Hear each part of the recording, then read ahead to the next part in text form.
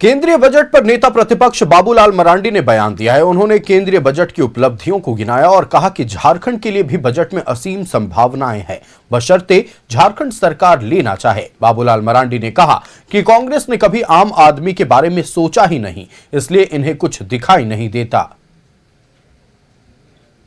खास मिलेगा। हमारे साथ नेता प्रतिपक्ष और निवर्तमान प्रदेश अध्यक्ष हैं और आज इन्होंने बजट को सुना भी है।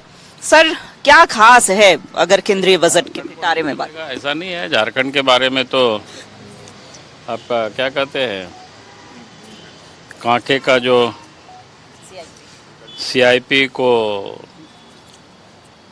और विकसित करेगा, मजबूत करेगा, उसमें बजट में स्पष्ट रूप से उल्लेख हुआ है।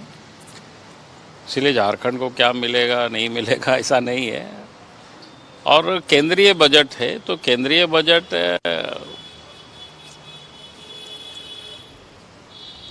में स्पेसिफिक जिसको बोलते हैं वो बहुत कम जगहों के बारे में बोला जाता है। बाकी तो इन जनरल ही बजट होता है, वो देश के लिए बजट होता है।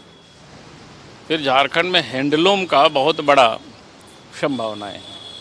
अब रांची के आसपास जो पहले बहुत बुनाई का काम होता था, अब सब मरणासन की स्थिति में, सरकार की कोई सहयोग नहीं थी, जिससे कांग्रेस पार्टी पिछले दिनों आप देखेंगे गांधी जी के नाम से बहुत लोग हंगामा मचा रहे थे। अब इस बजट में महात्मा गांधी स्वरोजगार योजना ही जिसको कहते हैं प्रारंभ कर दिया जा रहा है, को खास करके हैंडलूम के, टेक्सटाइल के।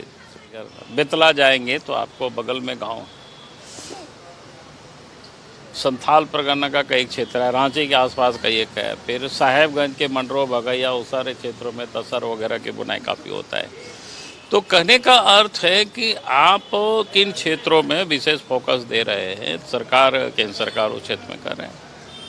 मेडिकल टूरिज्म की भी बातें हुई है कि मेडिकल टूरिज्म को बढ़ावा देंगे ताकि इससे लोगों को रोजगार काफ़ी मिलेगा। तो ये योजना का लाभ राज्य सरकार ले सकती है। बजट में कई सारी चीजें समाहित हैं, बशर्ते कि झारखंड उसको लेना चाहे, झारखंड उसे कैसे इम्प्लीमेंट करेंगी। तो ये चाहे वो शिक्षा पर भी ध्यान दिया गया है, स्वास्थ्य का क्षेत्र हो, हर एक वर्ग का, किसान, गरीब, मजदूर, आम, खास, सभी का ख्याल रखा गया है इस बजट में। लेकिन बावजूद इसके सर, कांग्रेस के पूर्व प्रदेश अध्यक्ष जो राजेश ठाकुर हैं, उन्होंने कहा है कि वित्त मंत्री निर्मला सीतारमण एक बहुत ही अच्छी अर्थशास्त्री हैं और ये बजट को वही समझ सकती हैं, आम आदमी के समझ से बाहर है। क्योंकि आम आदमी के बारे में तो ये लोगों ने कभी समझा ही नहीं। आज चूँकि आम लोग समझ रहे, तभी तो देश के प्रधानमंत्री तीसरी बार बने हैं और कांग्रेस पार्टी को बुरी तरह से नकार दिया है।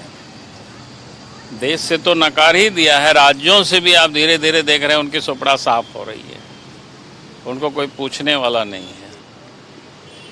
तो आप कांग्रेस के नेताओं को समझनी चाहिए आम लोगों की ज़रूरतें क्या है। आज आम लोग क्या कहते हैं कि भाई रोजगार चाहते हैं, तो रोजगार कैसे सृजित होंगे? उसके लिए तो यही सारे क्षेत्र है कि हमको वहाँ काम करना है। सहयोगी राजा के साथ रुचि शर्मा, न्यूज़ 11 भारत, रांची।